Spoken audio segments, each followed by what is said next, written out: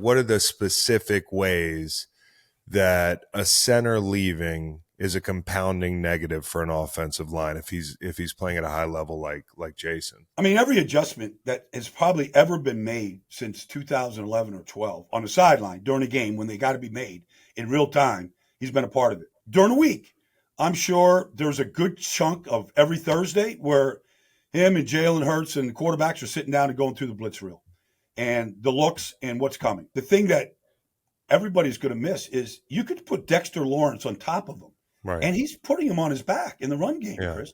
Like, his strength is still his strength. I mean, he made center sexy. You know what I mean? Yeah. Like, he really did make center cool.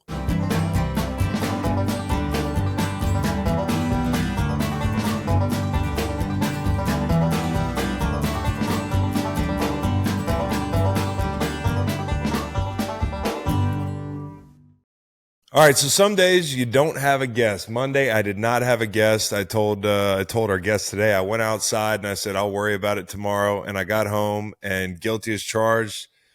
I texted Brian Baldinger and I said, hey, man, I need a favor. Can you come on in the morning? There's nobody I'd want to talk to more about what the hell's going on in the NFL right now than Brian Baldinger, one of my favorite media personalities. Never been on Greenlight before, so welcome to the show, Baldy. Hey. What's up, man? Thanks, Chris. Good to be with you, man. I watch your stuff all the time. The guests, looks like everything is going good for you. So, we're all part of the same fraternity. Chris, we're different generations apart, but we're all part of the same fraternity, so we all are always trying to help each other out whenever we can. That's right, man. I passed you in the hallway at NFL Films a good bit, and watch your tape grinding, man. That's what we could all aspire to, man. Like, I think what's so cool about you probably hear this all the time, but I never have to worry about if you actually saw it. Yeah. Honestly, Chris, I get paranoid if I go on any kind of a show, whether it's, a podcast with you, whatever, and somebody throws something out at me and I haven't seen it. I might have heard about it, but I didn't see it. And I was like, I'm not going to be in that position. I'm not going to comment. They've wanted me to do so many different shows on Monday morning, Chris. And I'm like, over the years at Fox, NFL Network, whatever, I go, I'll do the show. I don't care about, sleep. That's all right. I go, I got to see it before we talk about it. So if I can't see it, I'm not going to comment. And so I was always paranoid about that. What's your what's your Sunday to Tuesday look like? Because for me, I mean, it's by the skin of my teeth trying to see everything. You know what I mean? And there's different degrees of seeing things, right? Yeah. How do you tier it so that you can actually get through the tape? I call it the bubble. I'm in the bubble, man. Yeah. Everybody knows, whether it's my girlfriend, family, friend, whatever. They just know. They know where I'm at. They can try to contact me if it's important, but chances are you're probably not going to get a response. Yeah. So I do games every Sunday, Chris. I love doing games on the field, kind of get that vibe, that all players get that you like. So I'm at a game every Sunday. If I'm on the West Coast, Seattle, San Francisco, Los Angeles, literally I will stay in the stadium. Usually they don't kick me out. I'll stay in the stadium. I'll start watching the 1:00 games out there on the West Coast. I'll try to get 4 or 5 games in. I'll catch the red eye back, and I'll come straight here, and I'll just grind. If I'm on the East Coast and I can get back here Sunday night, I'll start watching Sunday night. Otherwise, if I get home from, I don't know, Pittsburgh at midnight, I'll be here at 5. I'll just work till 10 at night. Just go straight through. I'll watch as much as I can, and I'll try to catch up on Tuesday. And usually by Tuesday night, I know what you said is right. There's varying degrees of kind of watching it. I feel like I got a pretty good grip by Tuesday night, and then certainly by Wednesday. Like I've kind of reviewed everything that I really want to look at. It's a lot like an NFL season as a player. Yeah, you're just trying to get your head above water, and then by Thursday and Friday, it's starting to clear up a little bit. Might even have a beer by Thursday or Friday. Yeah, exactly. Exactly. What's your you don't need much sleep, do you, Baldy, in season? As I get older, I kind of respect sleep a little bit more than I once did. But I can definitely function really good on 5 or 6 hours. Yeah, there's no doubt about that. Was there a team last year with all that tape crunch that you really enjoyed watching? Maybe they weren't the best team, but you enjoyed watching them, a unit, a side of the ball. And then vice versa, was there a group that you were like, man, they need a lot of work. This is tough? Yeah. Well, you could put Max Crosby on any day. I'll watch all of Oh them. I'll yeah, watch every play. So that's not a group. That's just an individual that just plays kind the of plays game. like a group. Plays like a whole group. I mean, so and then he gets pissed off if I don't watch every play too. So, Right. I feel like I'm kind of helping him. He's always asking. He's just all he wants to do is get better. But when you look at groups, um, kind of depends because like the Eagles were really good the first 10, 11 weeks of the season, and they were rolling. And our good friend Lane Johnson, he was checking in. So, and then they just fell off a cliff. So that's that. And then like the Pittsburgh Steelers offensive line started coming together, and they were really fun to watch the second half of the season. But I would say honestly, I loved watching the Ravens defense all year, Chris. They play that matchup zone. You know how they kind of do it. It looks easy. I know it's not, but they don't break assignments. They didn't give big plays. Roquan is a machine. Like they were just, it was fun to see Jadeveon get off. To see, some of the guys really step up. To see a guy like Matabike just, come out of nowhere and have the season he had. So that they were a group that I said, okay, they're going to give a lot of people problems all year long the way they were playing. No question. You mentioned the Pittsburgh offensive line the second half of the season, and just the commitment a little bit more to the run game. We will get to the Steelers, but I guess we'll start with the Ravens in the AFC just because we're here. Who do you think they're going to miss the most as a free agent? If I broke it down on the defensive side of the ball, because you got Queen, you got Stone, you got Clowney, who all departed, and they were maybe unexpectedly a little bit in the eyes of some people around the country, like huge parts of that defense last year. Who do you think they're going to miss the most? Well, the Ravens are a little bit like Walmart, Chris. I mean, they just restock shelves. Mm-hmm. So even like you say, okay, they lost 3 offensive linemen, 3 starters, and 3 good players. Morgan Moses, they lost Zeitler, they lost Simpson. But like they had drafted Andrew Voorhees out of USC. He would have been a second or third round pick, but he tore his ACL. So he just mended all year. Like he'll go and play for Simpson. I mean, they drafted Rosengarten, in the second round. He'll be the right tackle. So I think Patrick Queen is a good player. He was a much better player as soon as Roquan got there. Yes. He's not a guy that's going to make all the checks and do all the things that Roquan does. But that's okay. Some guys just want to play fast. Yep. So Pittsburgh got themselves a good player. That's probably the biggest. I think Jadeveon, though, he's an interesting guy because he doesn't really have a signature move. He's not a guy that's going to beat you, but he plays the game really hard. Yeah. He just plays hard. And, you don't know how it's going to show up or when it's going to show up. But, when you get to the ball, good things happen, right? So I think you're just going to miss just and he was healthy last year. Healthy. And that was a big part of it. But that guy's tenacity and effort play to play, I think is going to get missed. I think Clowney would be my answer, just because he's one guy, and I know Mike could manufacture pass rush, but that's one guy who could get it for you. I know he's not thought of as this elite pass rusher because of part of it being where he was drafted, but the guy has had a very productive career rushing the passer, and that's not even the best thing he does. Mm-hmm. I think the best thing he does is reset the line of scrimmage and disrupt. Yeah. And when you play a lot of these sideline to sideline teams in the NFL now, I mean, that's what kills it. And I think Clowney is a huge part of that was a huge part of that defense. And now we'll see if he takes a year off before he gets another 1-year deal. You know what I mean? He's kind of done the up and down thing. I think he's like in the Jackie Slater camp, honestly, Chris. Like for every training camp he misses, it'll add 2 more years to his career. Matt Slater never missed any camp, dude. No, but he's not playing right tackle though. No, exactly. It's a little bit different. Yeah, a little different. It's a little bit different. I was just talking about the elites of the AFC. I think the Chiefs, man, not just the Rashee Rice thing, which some of it has nothing to do with football, but it's troubling. I think losing Willie Gay and losing L'Jarius Sneed worries me as much about this team as anything that they're dealing with because of the speed that Willie gives them at the second level of defense that they don't have anymore. I love Bolton, but he can't run like Willie. And then with Snead, you got McDuffie and you got some other guys, but I thought he had as good a year as anybody outside last year. So how did they replace these guys? And do you worry about like off a championship? And yeah, they've done this before, but these things kind of pile up, the off the field issues and some of the departures. I would worry about it more, Chris, if Andy Reid wasn't the coach. Right. He just has a way to reset year to year.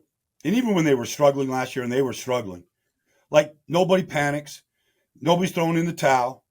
Spags is just masterful in using his chess pieces. But LJ will get missed. I mean, I know you watch it, but that guy will punk any receiver in this league. I don't care if it's Tyreek, you name it. Like, he's going to challenge him. Now, like any corner that's going to go out there and play that style, you're going to get beat. It's going to happen. Yeah. But, it's the old amnesia thing. Like, he plays the game the right way. He's physical. He came out of, small school Louisiana, 4th-round pick. But that guy earned that contract that he got. And so while sometimes you go, okay, well, they drafted, Trent to become the number one corner. That's fine.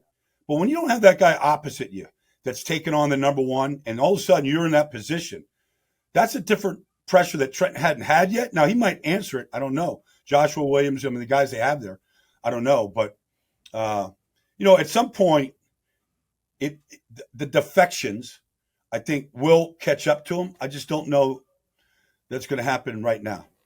Yeah, no, I think they're going to be right back where they were last year. I mean, I think they're going to be playing in the AFC Championship game. That's what I've come to expect. That's what – it was funny, Baldy. Like last year, everybody was jumping off the Titanic, and I just hunkered down and bet the Chiefs all playoffs, and it was wonderful. I had some walking around money because these guys figure it out. There's something to playoff football. There's every bye week is not equal. Every 3-day period that a coach has to prep is not equal because everybody doesn't have Andy Reid. And everybody doesn't Travis Kelce and Mahomes. So you'd sent me a couple questions that you're going to fire at me. One of them was, give me an offensive line you love watching. But if I watch the Kansas City Chiefs, if you can watch, go inside, you watch Tooney and Creed and Trey Smith. The interior. Cleveland's got a good interior three. Yeah. But Kansas, like those guys, I know Tooney got hurt at the end of last year, and Allegretti came in and played great. And that's a credit to Andy and Andy Heck, the offensive line. Yeah. But, it's funny. Like, I go to this thing every summer in Frisco, this OL Masterminds with Duke Manyweather.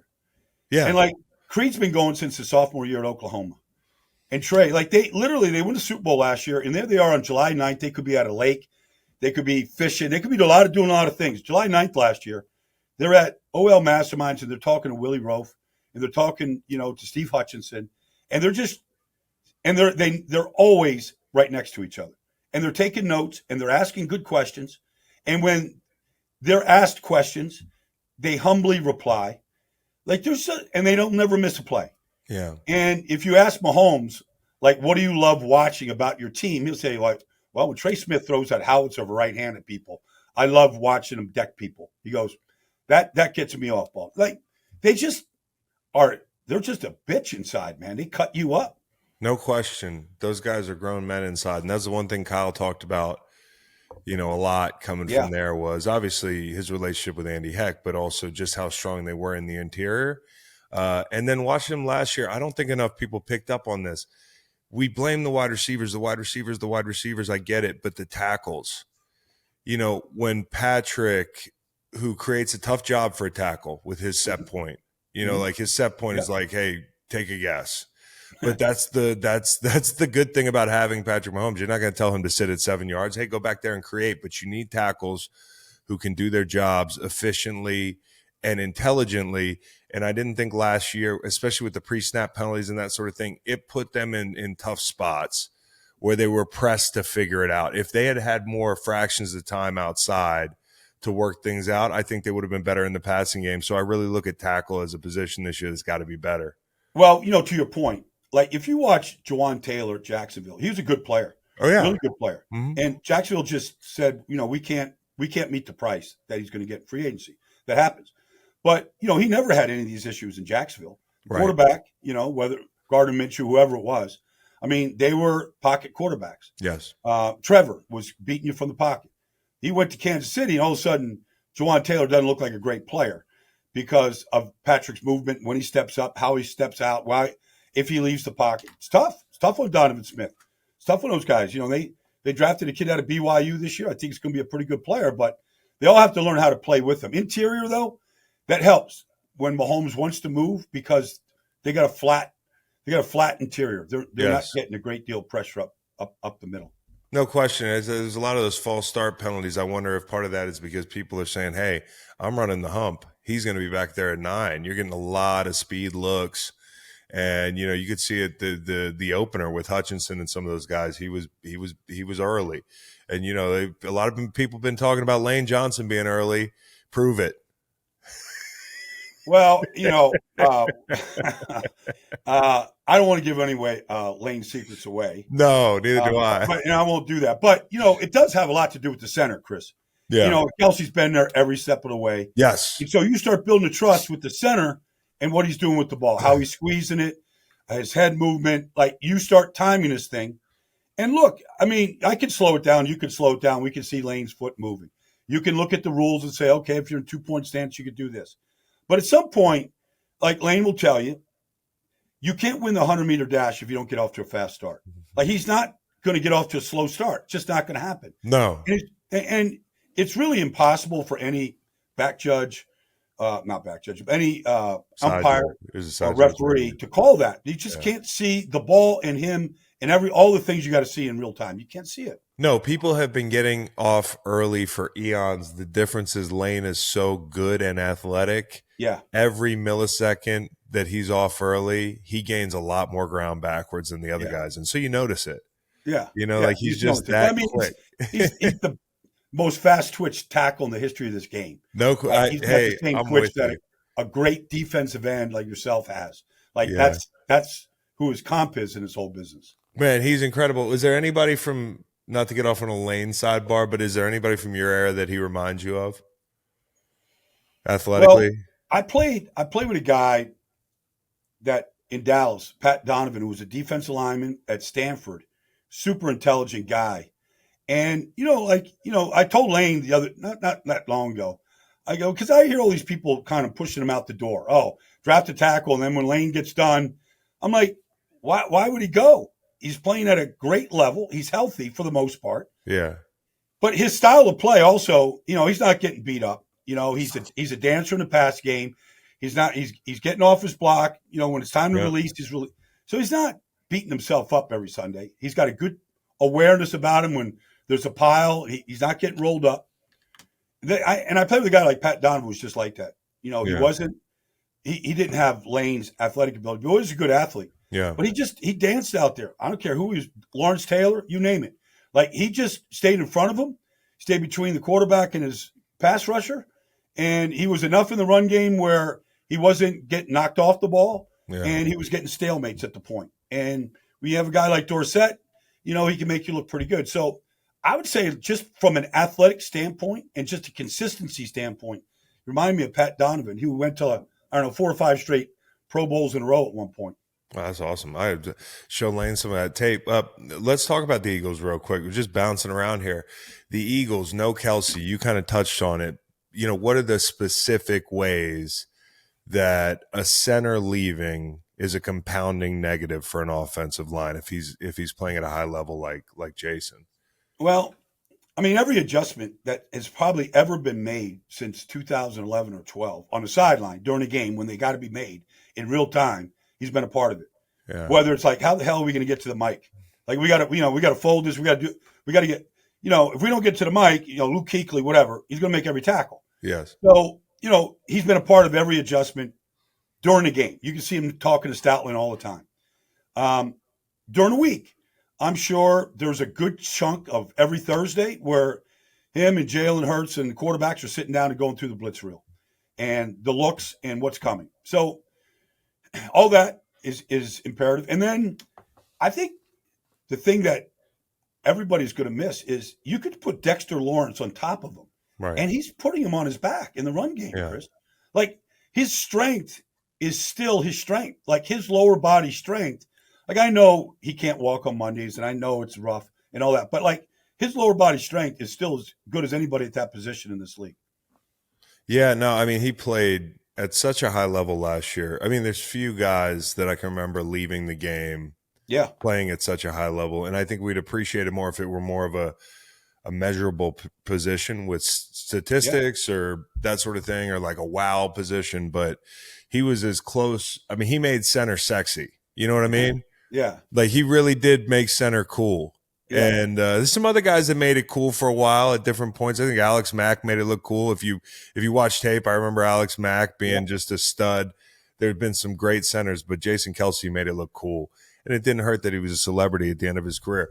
Okay, so they got no Kelce. The question I have on defense is going to be, does Quignon or DeJean play opposite Slay? And how do you see DeJean fitting in Fangio's scheme? Well, you're going to have to start three corners. I don't Yeah, know that any of them could go inside right now. right. So, do they have a slot corner? Is like I hear people say Cooper should play safety, and I'm like, why? Why do he play safety? He didn't play safety at Iowa. Yeah. Like, what did you not like on his tape at Iowa that says he can't play corner? So, Maybe the paint job, Baldy. yeah, Might be the paint job. that's all it is. I mean, no, that's once when you say generational talent, that's once in a Hey, generation. guilty as charged. I saw him. I was like, could he play safety? I'm like, well, fuck, give this kid a chance. That's all it is. That's all it is. Right now, we got to see. Yeah. Does he have the twitch that you need to have at that position? We'll see. Yeah. He's going to go up against AJ and Devontae in practice every day. We're going to find out where he's at Yeah. when they're doing those one-on-ones. Pretty You'll quick. know. Yeah, we'll know. We'll know if he could do it. But you know Vic, like he's going to put guys in positions to succeed. He's not going to hang him out. He's not going to put him in press man if he's not good at press man. Right. Like he's going to make whatever adjustments. He's going to give you a too high shell, and maybe Cooper could be Justin Simmons in that too high shell, and then kind of come down and be the robber, and and be that extra guy in the box, all that stuff. I mean, he's going to have a plan for him. Yeah. The thing that's interesting to me is, they could have had any corner they wanted at 22, right, Chris? So they went Quignon, which is fine. The kid's tape is ridiculous. But they could have had Terrion as well. And there's just something about me that says, wow, Nick Saban was coaching Terrion Arnold at Alabama, like every day, like he heard from a master. Yeah. And and he had a phenomenal season. Like, really before the season, Kool-Aid was getting all the attention. And Terrion was sort of like the number two. And then the season he had was ridiculous. And you just go, will there be any regrets not taking Terrion? I mean, it'd be one of those battles. We'll see. 2-3 years, we'll know. But, look, I think Quignon probably gets the nod right now, starting opposite Slay. Maybe it's Georgia loyalty for Howie Roseman. Yeah. Well, he's shown that in the past. That's for sure. Yeah, I don't know. But speaking of Terrion, Detroit, right? Detroit. Yeah. And they ended up with Drake Schrock. yeah. So the So only two teams, Chris. There were the two teams in this last draft that first two picks, first and second round, were both corners. well, that tells you everything. And I love Brad Holmes saying, "Hey, that building was on fire last year, the secondary, and that's the reason, in my opinion, they don't end up where they end up. Because I can't blame the playoff collapse on Goff. I just think they had to keep the points down more. You can only win shootouts for so long. So Well, you having want that one of those guys. secondary, If you want one of the guys that can really play on the edge, the way you have to in this business, you got to spend your first round pick. You got to. I mean, yes, every once in a while you're going to find a guy in the fifth round, okay, but like for the most part, the elite guys are first round picks. yeah. Do you if you're attacking a draft, and we can get back to Detroit in a second, but like, do you believe you should attack rush or coverage first? Because even as a rusher, I think if I could have an elite corner, I feel like you can do anything. Well, I would say so. If you just took the Jets right now, okay, Yeah. like I'm high on the Jets right now. But I feel like they haven't yet married the coverage The rush with and the rush coverage. because they're always playing from behind. Yes. So now you go, okay, I'll take exactly what you're saying, Chris, but now give me an offense that can score points. Give me an offense that's going to throw more than 11 touchdown passes next year Yeah. over 17 games. Because Yeah. you're not winning games if you're not scoring points. I don't care what your defense is doing. So, but to me, like it's great to have Sauce out there, but give me Quentin and give me Jermaine and Hassan coming off the edge. Those guys, they should come away with more takeaways than what they've had. Well, I think what makes them better next year is I've never thought they've had that ace edge rusher. I think they've had good edge rushers. I love Huff, and now I'm going to love him in Philly. Guy's got a huge menu. I don't think he's ever really like lost a rush. I think Huff's in it every rush, which is what I like so much about him. But a home run hitter, right? A guy that can hit for power and average. I think Hassan Reddick's going to be that guy for them, hopefully. I think he's going to be very motivated.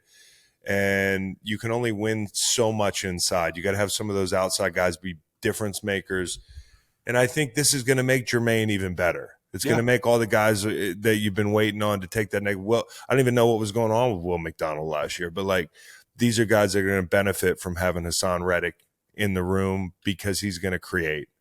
Well, what's interesting right now, Chris, I mean, I know you went through it in St. Louis, when you got, Robert and you had AD and you had, you had your group, but now it seems like these teams, San Francisco, the Jets, the Eagles, like their resources are going to their defensive line. Yes. Like, because we now know, especially your time in Philadelphia, when you win a Super Bowl and you take Brady down, like you've got to be 8 deep. You've got to be, you can't, like San Francisco had 8 guys last year, but they weren't 8 deep. And so when the guys did go off the field, they didn't have a good second string coming out. They didn't have a good second wave. And so I feel like that's where this league is right now. And you've got to get yourself to 8 deep, and you got to be able to rotate without fear. It's great Max could play 98% of the plays, but he'd be better if he could play 90. I just talked to my dad about this like a month or two ago because we both love Max, and I know you love Max. And early in my career, I mean, I can remember playing 85 plays a game. We went down to Jacksonville. I played 86 plays down there, playing 70 probably on average a game. And when Jeff Fisher came in, Jeff brought guys like William Hayes in, who William Hayes could start a lot of places. He was part of that defensive line with us where he had Quinney, Fairley, all these guys, AD up front. Like we were deep, Kendall Langford. And Fish, the very first game I'm out there playing the Detroit Lions, trying to go my customary 80 plays. And they had to pull me aside and say, hey, this guy's here to play too. And also it's going to make you better to not have to do everything. And I wish I knew that earlier because I think in my career, the bottom fell out a little bit physically playing my first 8 years in St. Louis, not to mention the injuries, but the snap counts, the amount of 4-minute, the double teams. And I look at Max and I just would say, I hope somebody can say, hey, Max, 60 a game will get it done for you. I saw him during the Super Bowl, Chris. He had already had his knee surgery and he already had his thumb surgery. Like, it's just a matter of, like, the compounding of those injuries. They don't just go away. They get worse. It just gets worse. I don't care who you are. When you're young, you feel like, I can just play through this shit. Yeah. Well, that changes pretty quickly, and so then you got to go. Okay, I know how he practices. Everybody tells me how he practices, and that's great. Like there's a place for that. There's also a place for give me 65 great snaps on Sunday, and I'll get to the quarterback 2 times, and I'll get the ball out once, and we'll stop him on 4th down when we have to. And sometimes you just learn, like, I play with Reggie White and I played with Bruce Smith for a little bit. Like those guys just, the thing, and Max, because he plays every snap, he never gets to feel this, Chris. But the great ones like Aaron Donald, like they know when to take the game over. And Reggie didn't play every play. He was out there a lot, but he didn't play every play. And Bruce didn't, but they knew when to take the game over. And that's when you go, okay, this is down, distance situation. All right, I got to give them the very best on this snap, on this 3rd and 7, and get off the field. Like Von Miller knew that. Like I feel like the great ones eventually learn it, but I don't know if they know it and how early they know it. It's hard when you're somebody like Max because you take pride in trying to take it over every play. Yep. There is no 110%. There's only 100% because if there's 110%, that implies you weren't giving that the other 8 out of 10 plays. And that's a tough thing to sell to a guy, right? To say, hey, you're not taking a couple plays off, but you're setting some things up. Yep.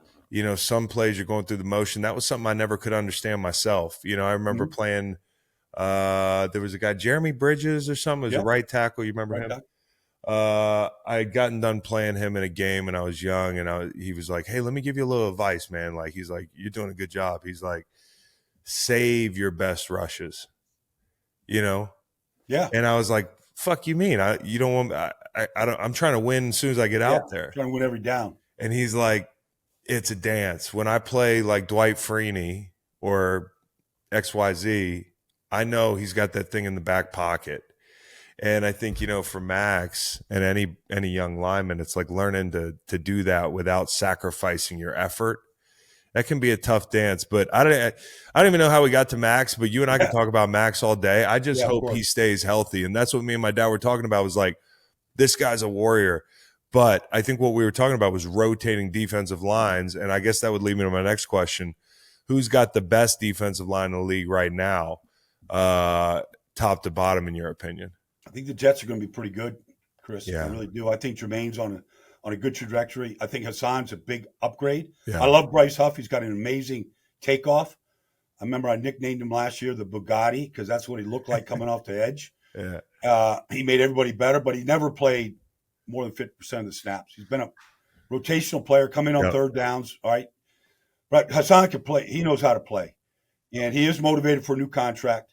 And, and so I think with Quinnen, I think like he's a difference maker. And then they picked up, whether Javon, not Hargrave, but Javon Kinlaw and Kinlaw, yeah. Yeah, I want to see what Will McDonald looks like in year 2, because none of these guys ever figured out their first year. No, yeah. But he does have rare movement. Like I think they're going to be 8 deep, and I think they're going to play with the lead, and something that they never did last year. So I want to see those guys in the fourth quarter, MetLife Stadium, playing Josh Allen on a sunny afternoon with the lead in the fourth quarter. And if those guys, just take that game to the next level, whether it's sacks, pressures, takeaways, like I want to see them, create. I think they have a chance to create a lot of havoc. Oh, they are boom or bust in a big way. When you think about some of the injury here, one of the things, and Joe's my guy, Joe Douglas, my guy. And I understand, hey, you got to take shots at this thing. And maybe there weren't a lot of other shots to take, but I just know that like there were some injury history kind of players that they added. So there's a lot of boom or bust here, whether it's the wide receiver from LA or it's the tackle from Dallas. It's like, these guys have been hurt before, but I love the fact that they're burning the ships, because that's what you got to do in this business. I mean, like this guy, Robert, Joe might not be there a couple years longer if they don't hit it. So, and I also think I like the Fashanu kid they got from Penn State. So if this works out, you've got a guy that's going to be there a while. So I think they had a good off season. It just comes down to health. I think the Buffalo thing's a little bit exaggerated. I think when you got a guy like Josh Allen, that's why you have a guy like Josh Allen. You deal with the fucking ebbs and flows, and you replace pieces. You basically replace Diggs on the fly in the second half of last season. You're running the offense through the tight ends. Samuel's got a history with Brady. You draft a kid from Florida State. He could be a stud. I still like Shakir. I'm talking myself into it, but the reason I'm talking myself into it, Baldy, is I think Josh is that good. He is. And look, he just doesn't have the hardware. But, I mean, the guy is a freak. The guy's an absolute freak. I mean, he's as big as you, Chris. He runs like a deer. Baldy, I met him. He was fucking bigger. I was like, nice to meet you, man. I mean, and the guy just knows how to lead. Yeah. Like he's going to be, he knows, he just knows. Yeah. So he just doesn't want it yet. And some guys, it takes a while. But look, they have a culture of winning. Yeah. When they change the offense and they fire, look, McDermott had to make a tough decision last year. He had to fire a trusted, coordinator. And it was the right move. And they went and they started running the ball, and James Cook is a hell of a back, and they played to their strengths, and they went on a tear.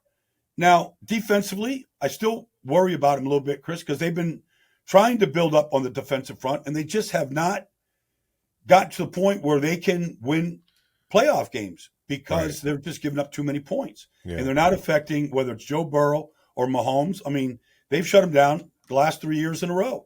And whether it's Rousseau or, pick a guy, like they haven't figured out how to. And Von Miller was there, and it didn't The work out. Vaughn thing really, I mean, there was a lot of eggs in that basket. And Yeah. had he played like he played and stayed healthy like he was in LA, you're saying, hey, we're getting the same thing here. LA was bummed.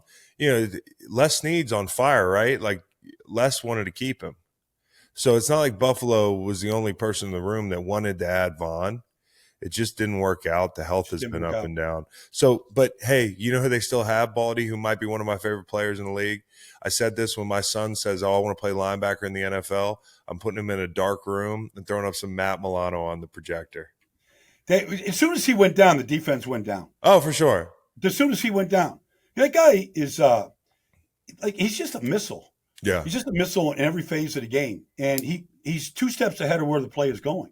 Like he's an amazing player to watch. As soon as he got hurt, I mean, they were playing guys off the street, in the playoff game. So, that he's a difference maker. But look at how much better they were able to stabilize than, say, Philly, who really struggled to play those guys off the street. I would argue that Buffalo, and I don't like doing the shoulda, not even the kick, Diggs catches that football. There's a few things that happen in that game. And to the point of Josh not having the hardware, I think you and I both know it's like being born the same time as Michael Jordan. It's just going to be a motherfucker to get there if you're in the AFC. And I'm not going to hold it against him, but I do add it into the context of how I evaluate Josh. I think Josh is that good. And if he is that good, he'll be able to deal with Samuel and some of these additions. I remember I was doing the Buffalo-Philly game Thanksgiving weekend this year. Yeah. And it was just one of those monsoons in South Philly at the link, So I'm walking the field before the game, just kind of I see Diggs catching the balls down the end zone, so I'm just going to make my way down. So I'm walking past the Buffalo sideline, and Josh is just standing there like in a raincoat. He goes, "Hey, Baldy, you're not going to say hello?" So I go over and start talking to Josh.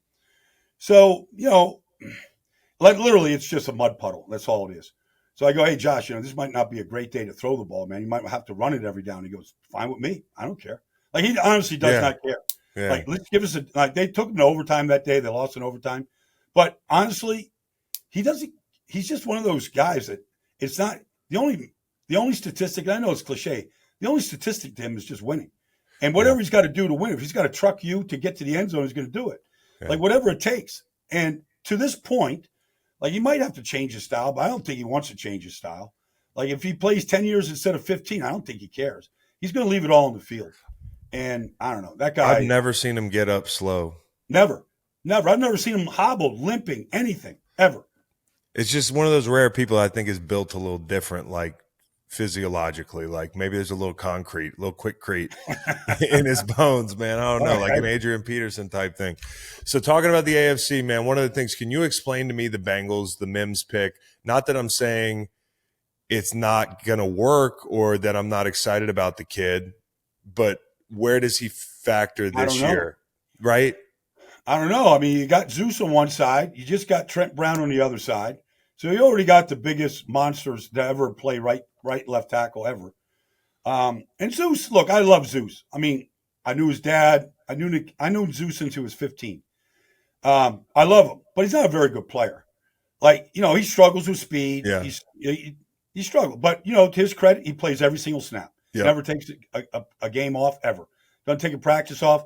He starts the fights. He finishes the fights. Like, you need that bulldog on your team. But I don't know where you're going to play him, Maris. You're going to play a guy 6'8", 360 at guard? I mean, where's he going to play? Or is it just, okay, we're just going to kind of build this thing, and when his time is right, we'll plug him in. I don't know. He played very little at Georgia. He's a ball at just where the whole league is going to right now, that kind of size and movement. Yeah. I mean, he's got the longest arms I've ever seen, Chris. Yeah. So like that's an advantage if he knows how to use them. I guess they're just saying Joe Burrow is our Josh Allen. He's our Mahomes, which he is. Yep.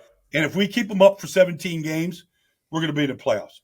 And then, everything else, it's new season once we get there. And that for me is the biggest one, Baldy, because when he got hurt last year, I don't know if you saw this, but we were looking back, and I think he got hurt on a bull rush. Mm-hmm. It was a bull rush against Texans. I thought it was Baltimore, maybe. No, well, that's when he came out of the game. Oh, right. But if you go back the week before, and you check out that Texans game and he goes to release the ball and he does one of those helmet or, so, and he's down holding his thumb. But the point is, the one thing that Burrow can deal with is he can deal with speed. Yep. He can deal with mobility inside the pocket. I think he's as good as anybody at navigating with his eyes up. But what he can't deal with is the pocket in his lap. And that's the one thing, when you think about big, beefy cats like this guy, Mims, I'm looking at him in the combine, Baldy. There's a picture of him standing at the podium with his back turned to me. I could feel what that back feels like without even patting that motherfucker on the back.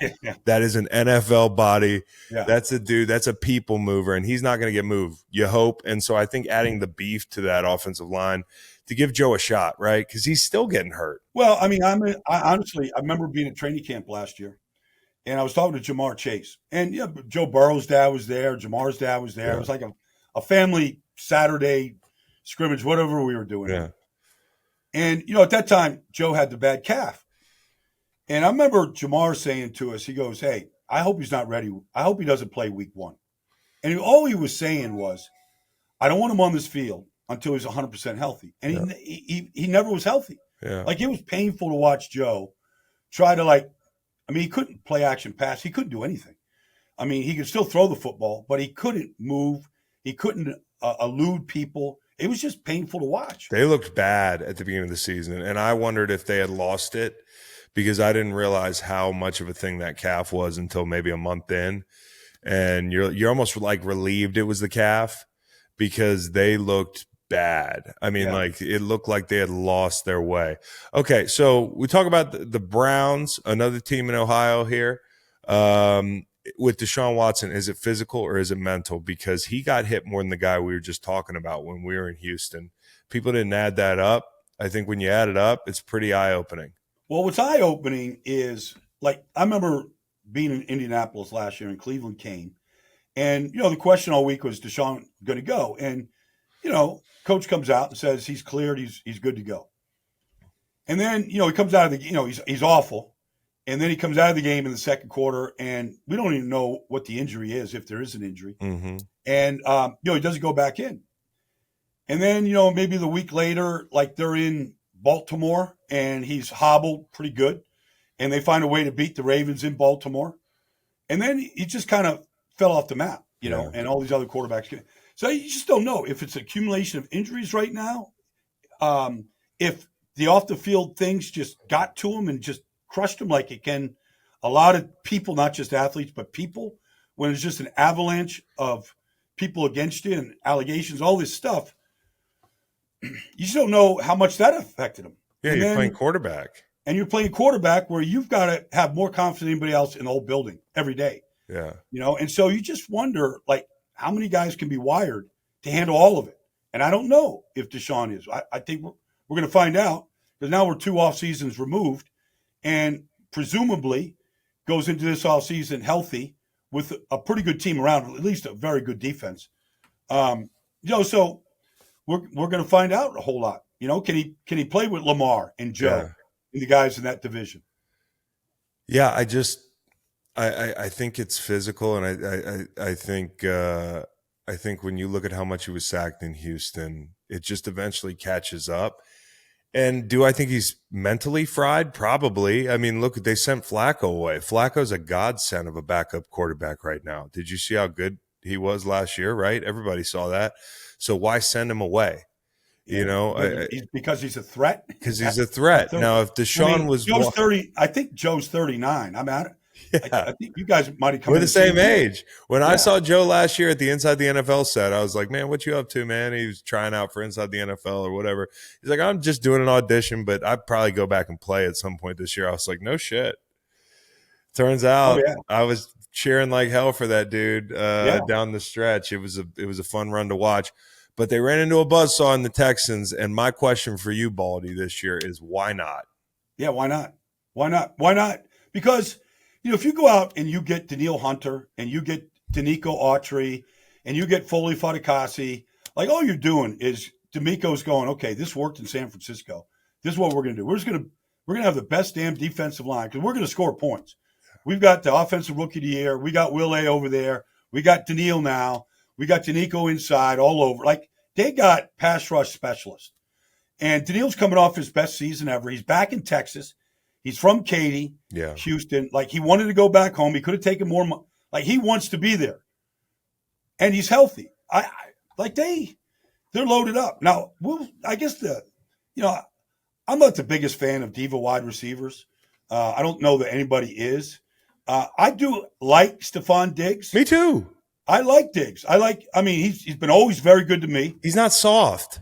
Huh? He's not soft. No, he's not soft. You can be a lowercase d diva and be a tough little motherfucker, and I'll love you. Yeah, right.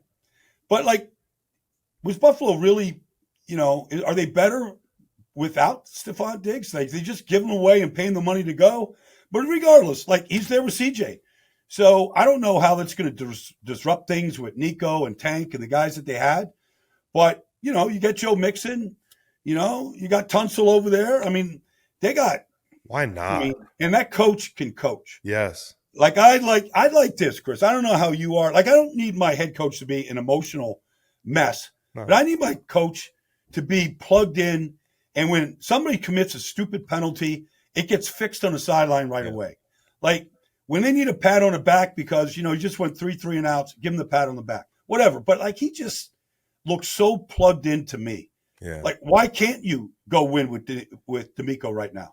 I think they improved in so many areas. And I thought at the end of last year, had they matched up better with the Ravens, I think there's no team that they don't scare in the AFC, right? Mm-hmm. And now Grenard, who had a great year, who shouldn't be overlooked, they upgraded, okay? Mm-hmm. They upgraded at tackle because I think Autry's great. Mm-hmm. I think Rankins is awesome, but Autry is really versatile. Mm-hmm. You upgrade at running back. Mixon's 27. He's coming off a 1,000-yard season. I love Singletary. Yeah. But this Mixon guy, you're getting him in the prime of his career. And then you had, we didn't even talk about it, Azeez Al-Shaair. Yeah, Azeez is unreal. Who D'Amico knows. Yeah, well, of course. But I remember when Azeez was in San Francisco, before Dre Greenlaw really took off with Fred. I remember asking Fred one day, like, are these blitz calls that Al-Shaair is like responding to, or is it just the way he sees it? He goes, Baldy, we don't have any blitz calls. Like, that guy just sees it and he attacks it. It looks like a run blitz. He just plays the game so fast. Yeah. Like, he's a fun guy to watch and to study. So they got better. They got better everywhere. And that quarterback, I don't like getting out over my skis, but he's got that Brady in him. Okay. I'm just going to say, I'm not saying he's going to win 7, but I'm saying he's got that killer instinct in him. You see him on that podcast set talking to Micah Parsons. He doesn't give a fuck. Oh, yeah. Well, he's got every answer.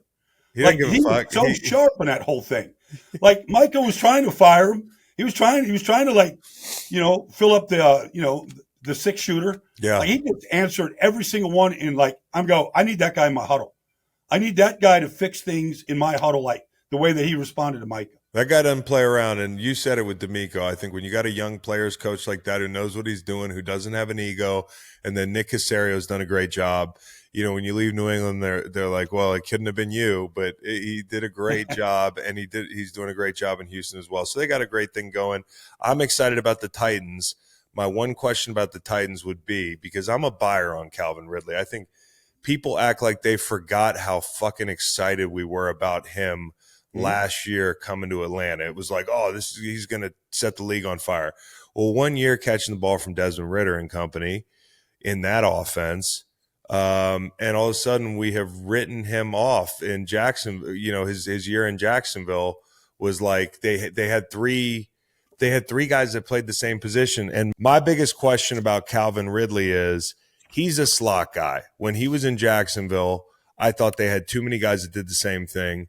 You get up to Tennessee, Boyd just gets signed, and Callahan's like, Boyd's a slot receiver. So who's going to play slot? And if I'm a big buyer on Calvin Ridley, am I going to be disappointed? I don't think so. I think, there'll be 11 personnel team, the way Cincinnati was. I think Ridley and DeAndre will play outside, and Tyler will play inside. It'll be much like what they saw in Cincinnati. The way that they played, Jamar and D and T. Higgins. So I think it's going to be very similar like that. I just think the biggest upgrade in that whole organization, though, is getting Bill Callahan. Like, I understand Cleveland to a degree saying, okay, Bill, go coach with your son. Like, I understand you're at the end. Enjoy the moment. But I don't know if I'd let him out of my building. That guy's as good as anybody that's ever done it in this whole business.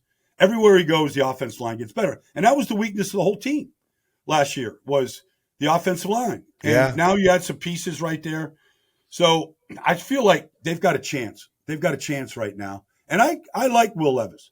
I do too. I saw him last year on a Monday night. He did a game for Westwood, and they beat the Dolphins, and they were down and out. And Will Levis, like, he made one play after another, and he was getting battered pretty good that day on a kind of a porous offensive line. But like that kid just hung in there. That was one of the best games of the year, Baldy. That was one of the best games of the year. It was a great game. It was incredible. I bet the Titans, that was part of it. But Monday night, that was an incredible game. Incredible game. It was an unbelievable coming. Nobody saw it coming. I think they were down 15 points in the fourth quarter, and they came back and won the game. But Levis they wouldn't have done it without him. And DeAndre made some plays, and but I think getting Pollard and all the things that they've added, like Jeffrey Simmons was hurt all year, but I think you have probably as much respect as anybody for Jeffrey Simmons, what he does. And so, look, they're gonna miss some guys. Danico is a really good player, but they'll put that a pretty good front together now, Landry and whatnot. So I don't know. Like, I'm not down. I think that division is going to be a fun division to watch. Really fun. Really fun. Who knows what happens? All right. So couple quick ones on what happened over the last couple of days. We had Winfield. We had Goff. Big deals. I'll start with Winfield. Is he the guy if you need somebody making an open field tackle in the alley or something? You're like, I got to get the best ball carrier down. I'm going to have some guy screaming from the deep third. Like, who's the guy? Is it Winfield? Well, it's interesting because, obviously his dad was a great, great player and a great tackler. Yes. And so is his son. But that guy fills up a stat sheet like nobody else. Like, and when they say he's the highest paid defensive back in history, okay. I mean, look, there's Ed Reed and there's everybody else. Yeah. But honestly, in today's game, there's nobody that fills up a stat sheet like Antoine does. And, they're rebuilding this defense on the fly. Kelce, Kansas, some of the guys they brought in. They got Levante, but, they've just got, they're still playing really good defense. And if your defense is, this isn't a revelation, Chris, but like if you make mistakes on the back end or you don't tackle well on the back end, you're giving up a lot of touchdowns. Yes. And that guy saves a lot of touchdowns. Yeah. And I remember seeing him at training camp one year, and he was on the jugs machine. And this, Tampa Heat and, Brady's on the field. It's 3 hours. It's Todd Bowles still puts his team through the paces, unlike a lot of these teams. And so, and there's Winfield for 30 minutes on a jug machine. I'm like, how many interceptions you want this year? He goes, I ain't gonna be happy unless I get 8. Like, he's got numbers in his head that he wants to go to and get to. And I think he'll probably still get to that number at some point. And we didn't even mention Davis, who was a big part of that secondary, ended up in Detroit. So Detroit's bolstered even more. But I think, Tampa, nobody told them they were dead last year. And nobody told them they were dead going into this offseason. They don't care if nobody's paying attention. They've still got some of the studs they have on defense. And I think, Baker gave them something to be excited about. So I'll be looking forward to watching them. The Jared Goff thing, is there a bigger good for him offseason you can remember in football as of late? Because, to the Matt Stafford thing had to be terrifying for a guy. I don't care how competitive you are. It's like, man, the guy coming to play me in my home stadium is probably the guy that they miss the most in this city, and the guy that my old coach left me for and won him a Super Bowl. Like, that could have been the most painful thing. And he found a way. And then this big deal. Yeah, Incredible. No, it'd be impossible not to be a fan of Jared Goff. Yeah. On any level. You you leave Los Angeles, you've been to a Super Bowl, you got a hot coach, you got, Hall of Fame players, like you're in a good spot, and you get shipped to Detroit. It's like, there was a point when you went to Detroit, like you weren't even in the league. Nobody even knew you were, like you were even, and he goes there and he's part of this whole revival with Dan Campbell and, front office and all the things that they're doing, which is tremendous. And they're on the map, but he's just a rock. Yeah. The kid's just he's just a rock. First of all, he plays every game. He doesn't get hurt. He knows how to play the game. Amon-Ra St. Brown's a great player. He just got paid, but he's a product of the quarterback too, a product of Ben Johnson, the system. Like it's just a great feel. Like we need Detroit to be a player in this business. Like we need them on Thanksgiving. We need them in the playoffs. We need Dan Campbell and his style of coaching. Like I feel like we got to the point where we just had all these coaches sort of acted and sounded the same. And then you get Dan Campbell and you get Harbaugh and you get these guys that are just emotional, like behemoths. Like they're in that locker room and there's nobody else they want to be in the locker room with but the 53 guys with them. And all they're going to do is support their guys. And we just need emotional guys like that in this business that guys rally around. Coaching is not just a science, it's an art.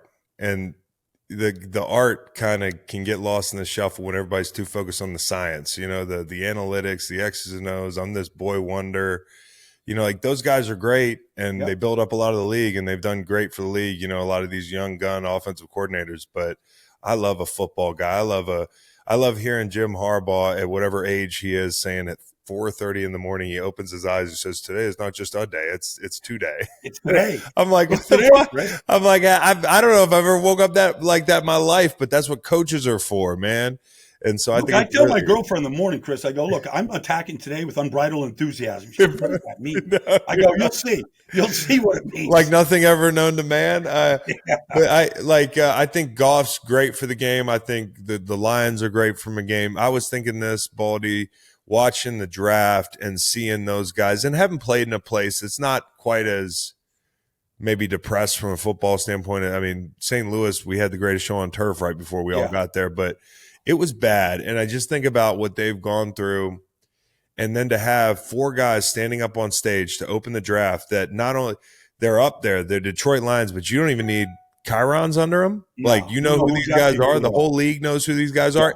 Is really cool. It was like cool to be a Lions fan, and it's cool to be Jared Goff, and he's good enough for Detroit. And just that's just great for him. So what's taking so long with the Cowboys then as an aside with Dak? You think it's going to happen or no? Well, I guess it's just at getting more expensive. Point, Chris, at what point do you hit the ceiling with how much a quarterback earns? Like, we played the arms race last year. It was Jalen, it was Lamar, it was Joe. They all got paid, and everybody made $1 more than the other guy. And, we're approaching $60 million, and we're talking about a guy that, has got a playoff win. And so, but, they've made this mistake before when they extended Zeke and they didn't extend Dak, and they put the running back before the quarterback. And I feel like when you make that mistake early, it kind of catches up to you. Yeah. Like this thing shouldn't be at this stage. Like he's your quarterback. You shouldn't be going into a final year. Like it should have been done. And usually you just get ahead of it. Like it happened with Kirk Cousins in Washington. Pretty soon, like everybody's just trying to pay to catch up just to keep them. Instead of just, okay, this is the market value. This is what it is. And not having to reset the market with your guy. Yeah. And that's kind of where they're at right now. But, they're bigger. And like I'm friends with Micah, and Micah's like, look, don't worry about me. Like my day will come. I don't need that now. Yeah. You can do this next year. Like take care of our guys. Keep our guys. Whatever that is, whether it's Dak or whatever.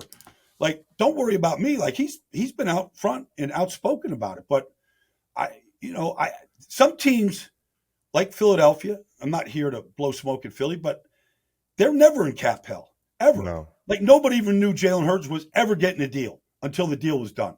Like they just do things different. And I feel like Dallas doesn't – I feel like they're a step behind this whole cap business, Chris. It feels like they make a lot of emotional decisions. And I will say this with Dak, and this is kind of tongue in cheek, but As pissed off as he got about the Trey Lance thing, I would have just signed Russell Wilson and got him to waive his no trade clause. Because I think the elephant in the room is if they could have traded him off that playoff performance, they might have done that. If somebody was willing to start over and give Dak a new landing spot and send you some capital, the contract, you still got to pay a lot of it and all that. But like, I just feel like what's done is done. And we're in this weird twilight where it's like he might be a dead man walking. I don't know who they're going to be this year. I mean, I don't either. There's a chance they're not a good football team this year. But I know they're not built. They're not built for any kind of a playoff run. Nothing like we saw. We could see Green Bay, and you could say they're ready, like they're here. And you can look at Detroit and go, they're here. And we know San Francisco is going to be there. And so and we know the Rams, with that staff and the way they rebuilt the offensive line, like they're going to be players. You can't look at Dallas right now and say they're ready. This is the year they're going to go on a deep playoff run. You just see too many holes. Like they open up with Cleveland, right, Chris? Like there's Myles Garrett out there, maybe trying to go back to back with Defensive Player of the Year. And I don't know who's going to play left tackle, for Dallas right now. There's Dak, and you go, man, this thing could get off to a bad start. I'm just thinking like Myles is going to be ready to go. Like he's coming out of the blocks hot. What's a good number for Myles in the first game of the season? 3.5. 3.5, right? And then Mike is going to be betting line on that, Chris. Mike, I might take you in that 3.5. Okay, 3.5. You might take. You got the over. But Yeah. I'm telling you, at some point, Micah Parsons is going to be an Eagle. I'm just telling you, this is what's going to happen. Oh, that's coming. Yeah, it's coming. He wants to be at every Sixer game. He does. He wants to be That's at what every I'm saying. game. He wants to drive to Harrisburg and see his mom. That's what I'm saying. Like, yes, and he's tired of the Eagles, signing every damn free agent out there. Exactly. Like he's seen the way it's supposed to be. All right, last one for you because we got training camp eventually coming up. Baldy is on the boots on the ground as much as anybody, so I got to ask you, facilities in the NFL. We've heard about the NFLPA. They have absolutely dumped on some facilities. We want to be positive here. What are the best 3 to 5 facilities in the NFL? They just have it nailed. You go there, you're like, wow, I'd love to play here. Well, it's hard to argue with what the Ravens have. Yeah. I mean, I don't care whether it's, the locker room, the fields, just the cafeteria, handling a crowd, a big, afternoon practice, parking. Hard to argue against. They're like number one, huh? There's that. Well, they're right up there. I mean, I'm just going through it in my head. How's Seattle? Seattle looks amazing. Seattle's amazing because, you're right out there on the lake and, they got the Eagle up there. And, if you just want to have tranquility in your life, you can just look out at Lake Washington and it provides it. It's just, No pictures of the LOB though anymore. Yeah. I don't know. Like the Jets have a good facility.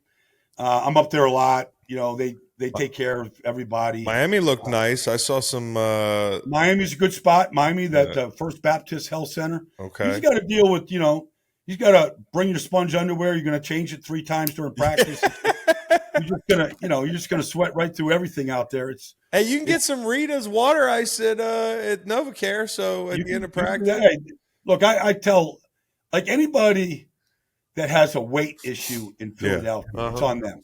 Because like you want to eat, you can eat as healthy as you want to eat in that place. They got you want cheesesteaks, they got them. Yep. You want to eat like lean fats, like they got. I mean, honestly, it's about as catered as good as it can get. That's so good. And last one, do you remember? You remember the Earth City facility? Oh yeah, I remember this, Chris.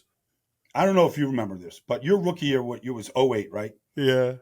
So I think that year the NFL Network sent me on this tour of these like off-season mini camps, whatever was going, OTAs. Yeah. So each place I went, like I would work out, like I went to San Francisco, Frank Gore. So I go to St. Louis and you're there.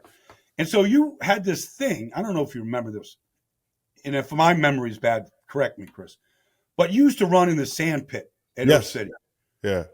So I don't know how I got this, but I got a Jones fracture in my foot. So like I'm hobbled, right? But you're running in the sand pit. So I'm like, I'm not going to fucking let Chris Long down. Like, his dad think I'm probably a wuss, I'm like, so I'm out there running in the sand pit with you, Chris, and my foot is on fire. I'm like, and they got a camera out there, and I'm gutting it out, and I'm like, man, I ain't changed the direction like Chris Long's changed the direction, man. That's a short. Hey, I was a demon in that sand pit. I wish you could do 9-on-7 in the sand pit, man. There was something about that sand pit. But I remember Earth City and just the heat in that place because there was no air. We're in a bowl, no wind. You're in a bowl. Smelled like trash. You couldn't even get a sandwich in that place. No, you couldn't get a sandwich. They didn't have a chef. When I went to Philly, I walked in the cafeteria. Guy's got a fucking, he's got the thing, and I'm like, who are you? I'm like, who are you? He's like, I'm the fucking chef, dude. I'm like, we don't have. Where do they have chefs? Yeah, they brought us Mexican food, Italian food, and some other, MSG loaded. Option. There are 3 options to eat at our facility. Yeah. Edward Jones Dome, the field caught on fire as we were running in to play the Steelers. The pyrotechnics, it delayed the game. The field caught on fire. So we're talking about good facilities. I wouldn't know anything. They didn't even have a press box, Chris. So when you announced a game in that Edward Jones Dome, you were literally not protected by anybody. Now the fans didn't give it. They didn't care anyway. They were just there. They didn't know what was going on. Yeah. So but we're in the open air. Yeah. They just forgot to build the press box inside. Yeah. Well, a little oversight. Yeah. No big deal. The stadium was only built in like 2000. Brian Baldinger, appreciate the time, man. Hope you come on again and can't wait, man. It's almost that time. Yeah, it'll be here before we know it. Yeah. I wish we could stop the clock. Go back to like middle of March right now, but we're too far gone. So it'll be here before we know it. I hear that. Appreciate you coming on, dude. Yeah, you got it, buddy. Anytime, man.